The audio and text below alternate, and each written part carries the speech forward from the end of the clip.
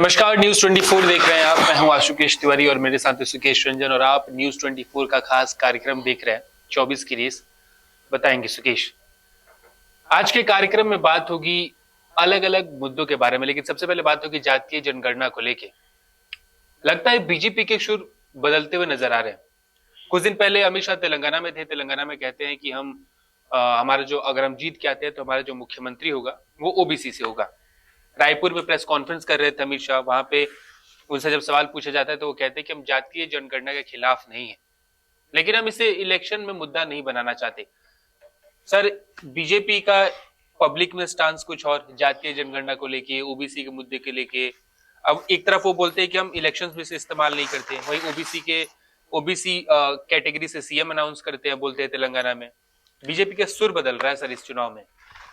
सुकेश, जहां तक मुझे जानकारी है और अगर मुझे ठीक याद है तो 2021 में on the floor of the house सरकार ने यह कहा, Nityanand Rai minister of state for home का बयान है, मेरे ख्याल से जून 2021 में उन्होंने कहा कि हम जातिगत जनगणना के पक्ष में नहीं हैं जी। ये सरकार का ऑफिशियल स्टैंड है जो on the floor of the house रखा गया है। उसके बाद सुप्रीम कोर्ट में यही बात दोहराई गई कि as a matter of principle 51 में ही जो डिसाइड हुआ कि जातिगत जनगणना नहीं होगी जी। तो आखिरी जातिगत जनगणना 1931 की है, मतलब हमारी आजादी के पहले। तो 21 में मेरे ख्याल से सितंबर और जून एक सुप्रीम कोर्ट, एक फ्लोर ऑफ द हाउस पे बीजेपी स्पष्ट कर चुकी है कि वो जातिगत जनगणना नहीं कराएगी।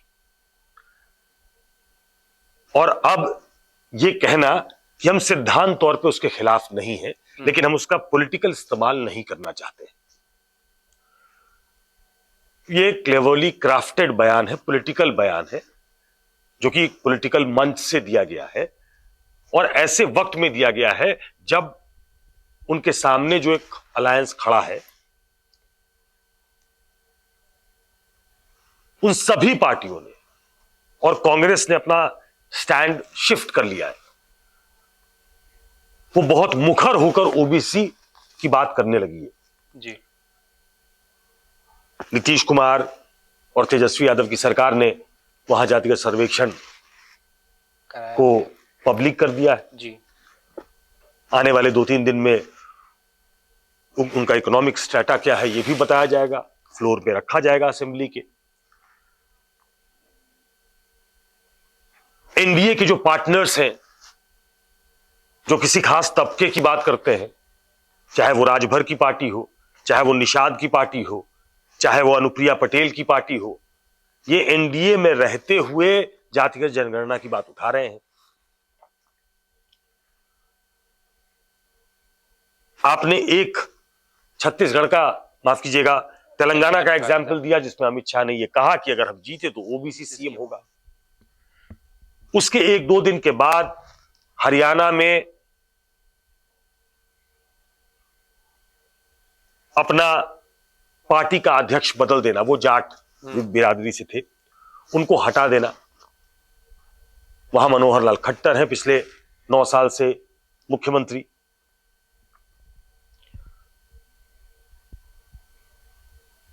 ऐसा लग रहा था कि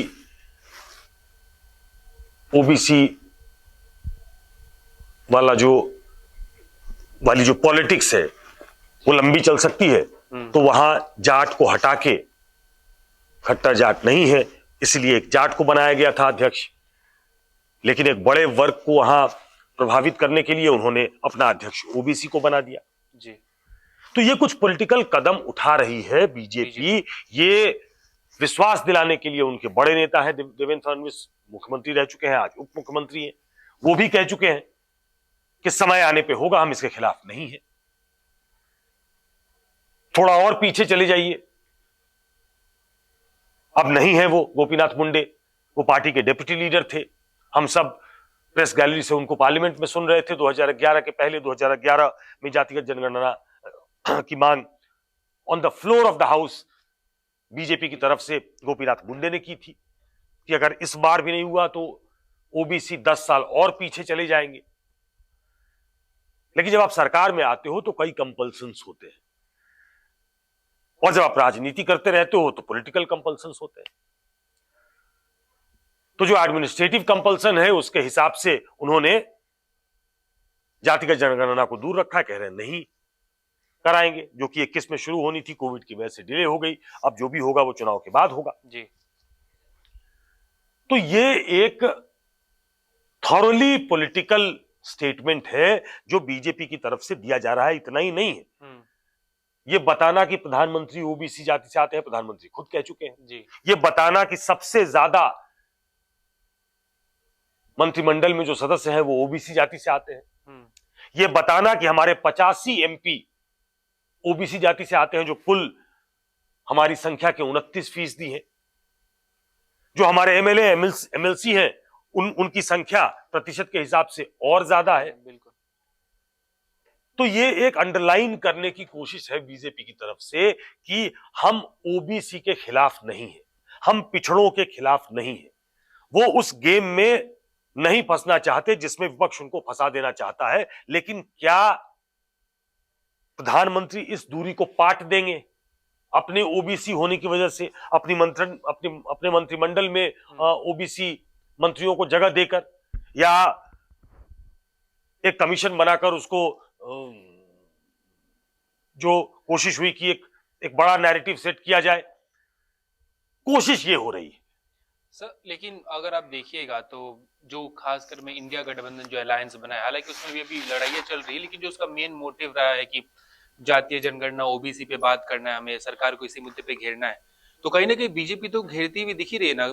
आप विश्वकर्मा योजना ले लीजिए प्रधानमंत्री मोदी की, आज अमित शाह का बयान ले लीजिए, तेलंगाना में उनका बयान ले लीजिए, प्रधानमंत्री मोदी का वो राजस्थान वाला बयान भी याद आता है कि वो नकारते नजर आते हैं जातीय जनगणना को, बोलते हैं कि ये बांट के राजनीति करना चाहते हैं।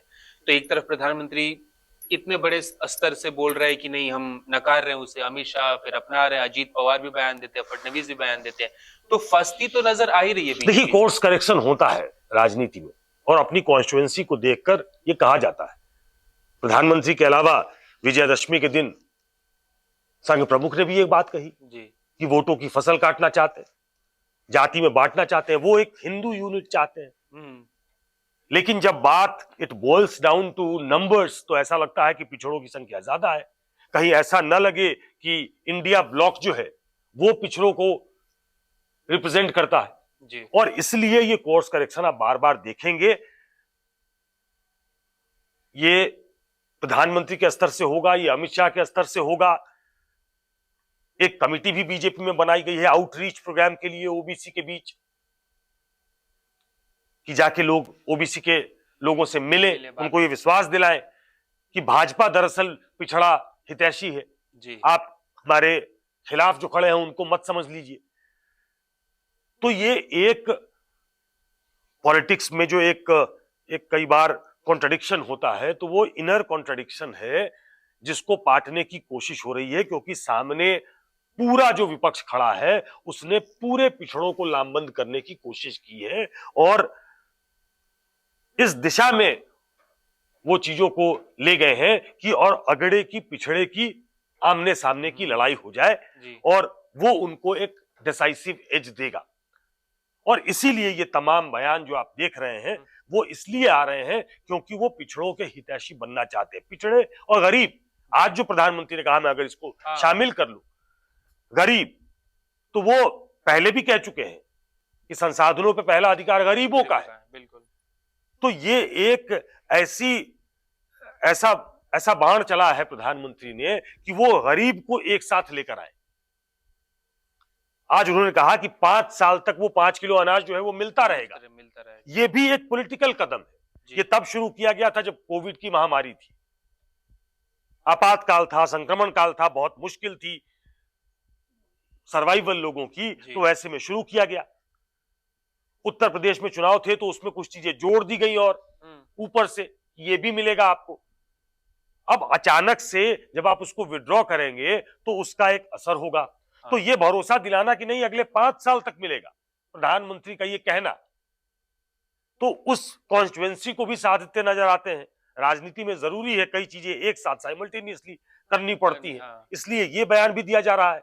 यहां भी कॉन्ट्रडिक्शन आप देखेंगे कि एक तरफ नीति आयोग के उन आंकड़ों को कोट किया जाएगा कि 13.5 करोड़ लोगों को हमने अति पिछड़े, अति गरीबी, एक्सट्रीमली जो पुअर लोग हैं उनको हमने 13.5 करोड़ को ऊपर कर लिया अति गरीबी रेखा से बाहर। अब 1% के आसपास अति गरीबी वाले लोग बचे हैं। तो दोनों में से एक चीज सही हो सकती है, हाँ। या तो अति गरीब है या नहीं है। अगर अति गरीब है इसलिए उनको राशन दीजिए तब तो ठीक है, लेकिन अति गरीबी से वो निकल भी गए हैं और हम राशन भी देंगे तो क्यों देंगे? वो इसलिए देंगे क्योंकि वो एक बहुत बड़े वोटर है और प्रधानमंत्री उस वोटर वर्ग को, उस बेनिफिशियरी, उस लाभार्थी वर्ग को ये साफ संदेश देना चाहते हैं कि आप जात पात में मत फंसिए। एक तरफ होगा जात पात की बात होगी, उसमें वो लाइन अमित शाह हो सकता है लेकर चले, तो एक पैरेलल लाइन नरेंद्र मोदी लेकर चलेंगे जो गरीबों की बात करेंगे, और मोहन भागवत और कुछ लोग ऐसे हैं जो हिंदुओं की एक पैरेलल लाइन लेकर चलेंगे।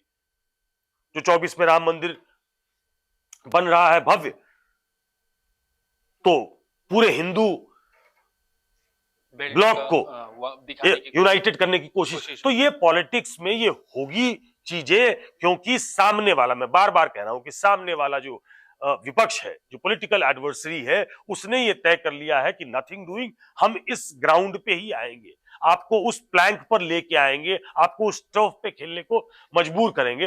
देखना पड़ेगा कि उनका वो जो अलायंस है, जो कि कई बार बिखरता हुआ दिख रहा है, आप समाजवादी पार्टी का बयान देख लें, आप नीतीश कुमार का बयान देख लें, आप अरविंद केजरीवाल का बयान देख लें, तो ऐसा लग रहा है कि ये चुनाव जो है 5 राज्यों के, वो इस इंडिया ब्लॉक में मरमरिंग पैदा कर रहा है जी। उनको ये लग रहा है कि कांग्रेस मजबूत होकर आर्म ट्विस्टिंग ना करे, इसलिए वो दिसंबर तक कोई बात नहीं करना चाहती जब तक रिजल्ट नहीं आते हैं। सर, ये जो 5 आपने अभी बताया, मेरा सवाल भी यही था कि सरकार ने अनाउंस कर दिया कि अगले 5 सालों तक फ्री राशन दिया जाएगा, और जो पिछड़े लोग, मतलब जो गरीब लोग हैं, उनको अति गरीबी से रेखा से बाहर निकालेगा। उनकी संख्या 13.5 करोड़ के आसपास की है। सरकार खुद ही बताती है कि लगभग 80 करोड़ के आसपास लोगों को फ्री राशन दिया जाता है। आई थिंक उसके आसपास लोगों को फ्री राशन दिया जाता है। तो ये भी तो सवाल उठेगा कि अगर आप बता रहे हो कि कुछ 1% या 2% लोग गरीब बचे हुए जो गरीबी की रेखा के नीचे है, अति गरीबी रेखा के अंदर आते हैं, तो क्या ये जो इतने नंबर्स आप दिखा रहे हैं कि इतने लोगों के पास वो फ्री राशन पहुंच रहा है, 80 करोड़ लोगों के पास राशन पहुंच रहा है, और आप बोल रहे हैं कि बस इतने लोग ही गरीब हैं, तो ये इस पे बात करनी चाहिए, इस पे बात होनी चाहिए कि आप फिर वो आज ज्यादा राशन कहाँ जा रहा है, फिर आपके आंकड़े गलत बता रहे हो कि आपने। इसीलिए मैंने कहा आपको कि ये कॉन्ट्रडिक्शन है। या तो अति गरीब इतने हैं इसलिए उनको राशन मिलना चाहिए, या अति गरीब नहीं है, वो सिर्फ 1% है, तो इतनी बड़ी संख्या में राशन का वितरण नहीं होना चाहिए। लेकिन ये एक बेनिफिशियरी वर्ग बीजेपी का बन चुका है जी, ये तो है। और जब लड़ाई इस तरीके से हो रही है कि पिछड़ा बनाम अगड़ा करने की कोशिश हो रही है, तो उसमें गरीब जो है वो एक वाइटल रोल प्ले करता है, और चूंकि वो सीधा बेनिफिटेड है इसलिए वो सीधा वोटर बनता है बीजेपी का, जो कि 2019 में दिखाई दिया, 2014 में दिखाई दिया कि पिछड़ों ने वोट किया है, गरीबों ने वोट किया है नरेंद्र मोदी को। तो उस वोट को इंटैक्ट रखने के लिए और उसका असर इन चुनावों पे भी पड़े, वो डिफेंसिव मोड में नहीं जाना चाहते 2024 के चुनाव में, वो ऑफेंसिव मोड में जाना चाहते हैं, वो जीत के साथ जाना चाहते हैं। इसलिए तमाम चीजों को मैंने कहा कि एक हिंदू ब्लॉक की बात होगी जिसको मोहन भागवत और उन जैसे लोग करेंगे, एक गरीबों की बात होगी जो स्टेट्समैन की तरह प्रधानमंत्री बात करने की कोशिश करेंगे कि हम उनकी सेवा करते रहेंगे, और एक फिर पैरेलल लाइन होगी कि एक वर्किंग ग्रुप बनाया जाएगा, आउटरीच प्रोग्राम किया जाएगा बीजेपी का, और फिर ये कोशिश होगी कि यहाँ अगर हम जीते तो ओबीसी सीएम होगा, हम अपने ओबीसी चेहरों को आगे बढ़ाएंगे।